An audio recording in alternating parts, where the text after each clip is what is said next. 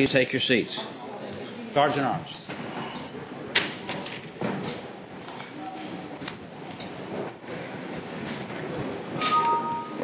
The House of Delegates is now in session. All persons not entitled to privileges of the floor, please retire to the gallery. Purpose of an introduction. Gentlewoman has the floor. Thank you, Mr. Speaker. Ladies and gentlemen of the House, we are joined in the gallery and visiting offices today by members from the National Capital Lyme Association. The National Capital Lyme Disease Association is an all-volunteer nonprofit that is committed to helping patients diagnosed with tick-borne infections through education, support, and advocacy. As you may know, Lyme disease is one of the growing health threats in the Commonwealth. Mr. Speaker, I hope that it will be the pleasure of the body to give them a warm House welcome.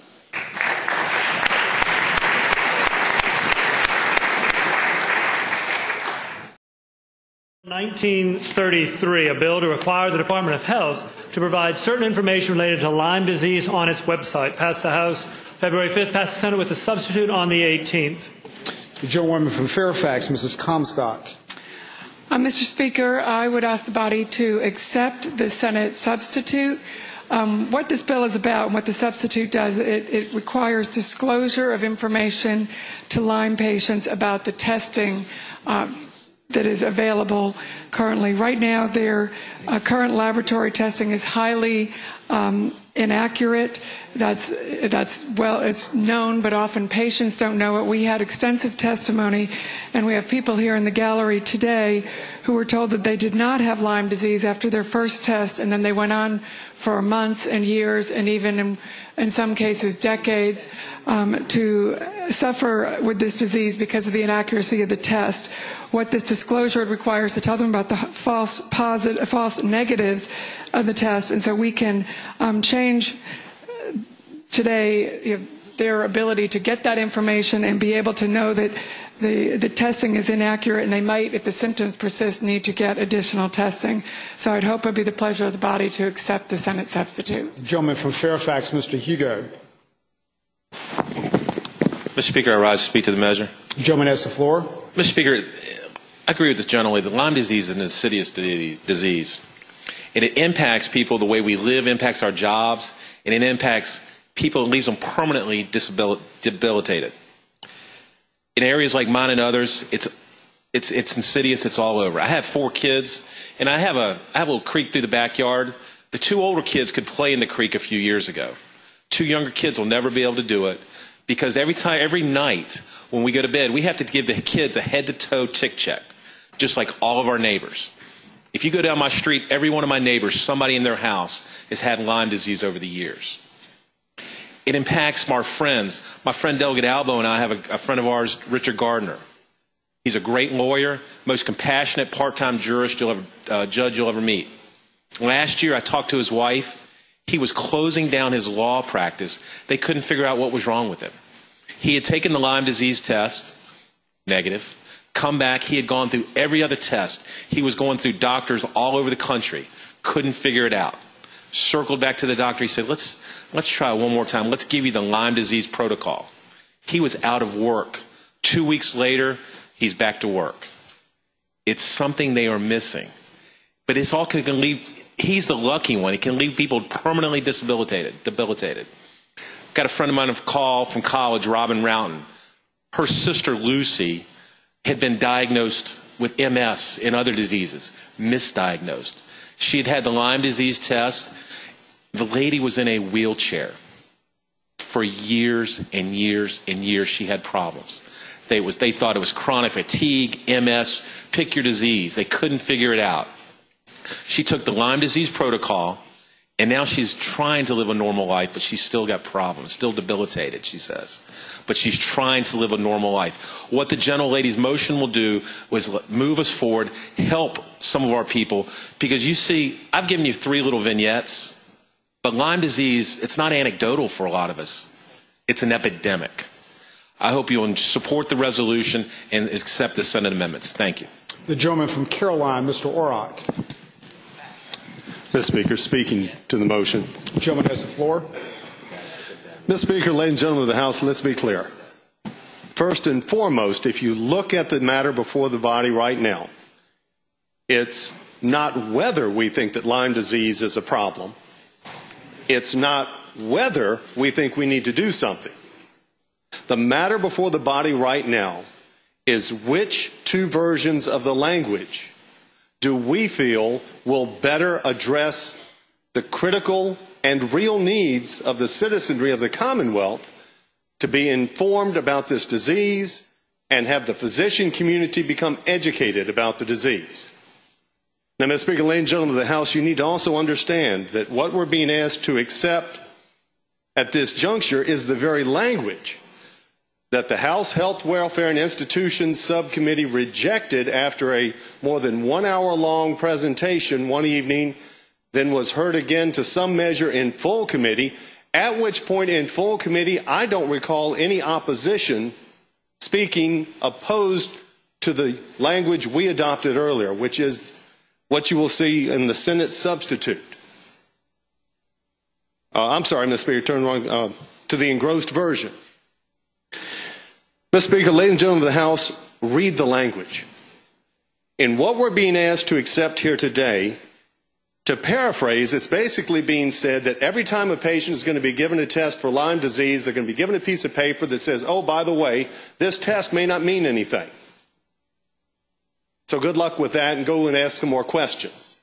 If you look at what I would consider to be the more thoughtful language of the engrossed bill, yes, it's only posting it on a website. But if you read that language, you will see it as a more measured statement addressing truly what the patient should recognize. And I would suggest even more important, read the second enactment clause of the engrossed bill, which is not a part of what we're being asked to agree to right now. And that second enactment clause charges the Department of Health with giving information to the entire medical community about the problems of the testing and encouraging them to share that information on that one-on-one patient counseling time, so they're not just given a black and white piece of paper saying you're going to get a test, may or may not mean anything, if you have questions come back and see me. What it truly will mean is that the physician at the time says, I'm going to order a test, and there may be some problems. So I would suggest, in all due respect to the patron of the measure, Mr. Speaker, ladies and gentlemen of the House, we should reject the Senate substitute. I think the House got it right.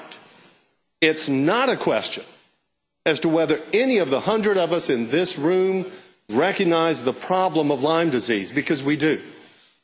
It's a question of what is the better policy that we can effect to address the legitimate needs of folks who may or may not be suffering from that disease. I hope you will reject the Senate substitute. The gentleman from Marico, Mr. O'Bannon. Thank you, Mr. Speaker. Speak to the measure. The gentleman has the floor. Thank you, sir. I hope that you will reject the Senate substitute, not only for the reasons that the gentleman from Caroline said, but we really did hear this. What you have here is two competing ways to get something done. I think we all recognize that Lyme disease is a terrible problem. It's an epidemic. It's getting worse. So the real goal here is to educate the public and the patients and the practitioners. But I would just remind you that your House version of this passed 93-5, including the gentlelady from Fairfax who voted for the House version. And so the way to move this ball down the court is to go ahead and reject the Senate version. Let's keep working on it, put it in a conference, and hopefully we'll get something that will satisfy more participants. So I hope you'll reject the Senate substitute. The gentleman from Halifax, Mr. Edmonds. Mr. Speaker, speaking to substitute. The gentleman has the floor. Mr. Speaker, I don't often rise on this floor to speak to many measures, although I have my opinions. And I wasn't privy to the HWI discussions. And I supported the delegates' bill because it did a lot more than we have done in the past. However, had this been her bill, I would have supported this one. Mr. Speaker, I recognize there's a policy issue here. But I'm convinced that in 1988, my father died from untreated Lyme's disease. And he may be alive today if he had known that the test was inaccurate. He was diagnosed, Mr. Speaker, with first bulbar palsy, then ALS, and he continued to deteriorate. It took 3 years. 3 years. And if this measure can save one life, then I suggest that we support this measure and vote. I ask the House to support the Senate substitute. Gentleman from Loudoun, Mr. Ramadan. Thank you, Mr. Speaker. Speaking of the bill. Speaking of the bill. Gentleman has the floor. Thank you, Mr. Speaker. Mr. Speaker, the gentleman from Halifax is absolutely right. If we can save one more life, it makes this bill worth it. Now, to correct a couple things and to clarify to the body. True, as the gentleman from Caroline mentioned, we are choosing between two languages, and we are doing something. But here's the difference. The language that came back from the Senate is the language that was the will of the patron, the language that was worked out with the state groups and the stakeholders, and the language that will help our constituents in Loudoun County and Fairfax, whereby we have the highest Lyme disease concentration in the nation. Further, Mr. Speaker, the difference is that this is a proactive language that will make a little bit of a difference versus a language that was adjusted that would just put a bill on the books that does nothing. I strongly urge the body to support the Senate amendments and the patron of the bill. Thank you. The gentleman from Prince William, Mr. Marshall. Speaking to the motion. The gentleman has the floor. Thank you, Mr. Speaker. Mr. Speaker, I hope my colleagues support the gentlelady's request. At one point in Prince William County, I personally knew more people with confirmed Lyme disease than the state of Virginia acknowledged in its public health reporting.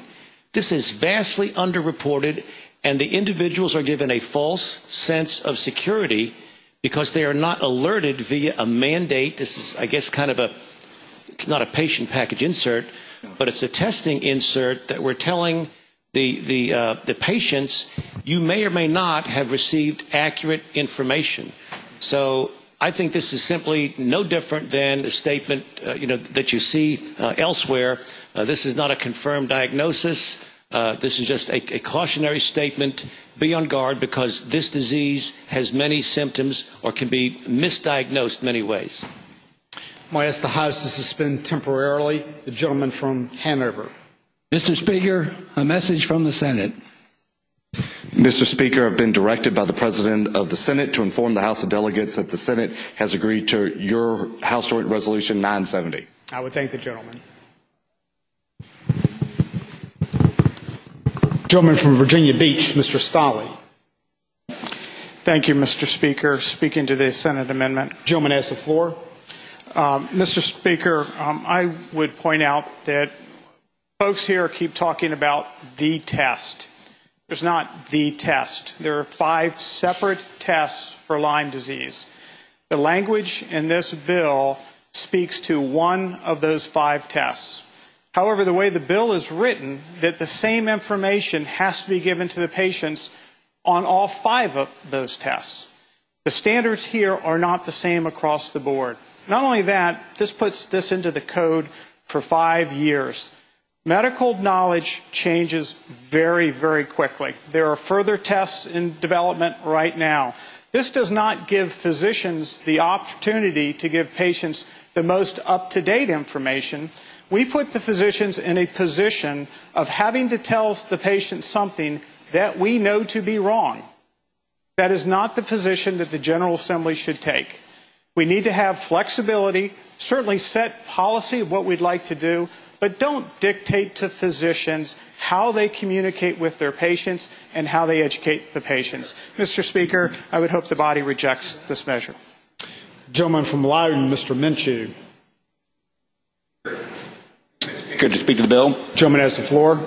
Ladies and gentlemen of the House, I would ask that we support the gentlelady from Fairfax acceptance of the Senate amendments. I speak as a scoutmaster from Loudoun County. I probably pulled more ticks off of boys than anyone in Loudoun County. And the problem with the current test for Lyme is that it gives too many false negatives. What this bill will do will allow those parents who have had their scoutmasters like me pull ticks off of boys know that a negative that comes back doesn't mean you don't have the disease. I would ask that we accept the Senate amendments. Gentleman from Fairfax, Mr. Keene. Thank you, Mr. Speaker. I rise to speak to the measure. Gentleman has the floor. Thank you, Mr. Speaker. I'm not an expert on health care. I certainly appreciate and respect the opinions of my colleagues who are medical doctors, but it seems to me just from a glance of this that we're talking about an either-or situation. Either we go with the House version, which would then require a lot of public relations and public affairs and information that to be available, or the Senate version, which actually takes that information and puts it in the hands of those that need that information. I wish there was a way that we can combine both, that we did both, and not just either or. But in the event, in the scenario that we face ourselves, which is a choice between taking the Senate version and taking the House version, I would hope that we all take the Senate version, because agreeing with some of my colleagues who spoke earlier, this is the information that we need to make sure that those that are victims of Lyme disease have, and not just the members of the general public. And I recognize a few of my constituents in the gallery as well who came down here to talk to us about this issue. I think we owe it to them to make sure that we get the information in their hands, and not just in the public at large. So I hope that we will accept the substitute. Gentlewoman from Fairfax, Mrs. Comstock. Thank you, Mr. Speaker. I'd like to addressing the bill. Gentlelady has the floor. Nothing in this bill prevents public information and from doctors continuing to update their information and giving more information to their patients, and obviously that is something that would continue. We can also have information go up on the public websites too. Nothing in this bill, in the Senate substitute, would prevent that. We actually had letters sent out to physicians in the Commonwealth about this problem, but what the Senate substitute does that has not been done to date is it puts that information directly in the hands of the patients. If you're told you don't have, when you get your test, that it's negative and you don't have Lyme disease, you're not going to go start looking on a website to find out what might be on a website. You've been told you don't have it.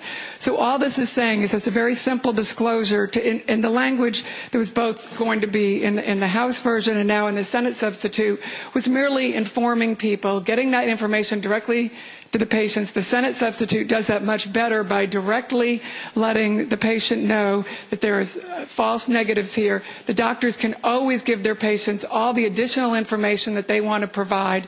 This is just providing them something that's actually on the lab results themselves. We had patients who showed us their lab results, which shows the doctor gets the lab results saying that this test isn't reliable. So watch this and know. So all we're asking is the information the doctors get from the labs, that be directly given to the patient, because that is the best way to get the information directly into their hands. So I hope it's the pleasure of the body to adopt the Senate substitute. Gentleman from Powhatan, Mr. Ware. Thank you, Mr. Speaker. I have a motion. Gentleman may state it. I move the pending question. Gentleman moves the pending question. All those in favor of that motion signify by saying aye. Aye. All those opposed, nay. The ayes have it. The pending question is moved. Shall the Senate substitute be adopted?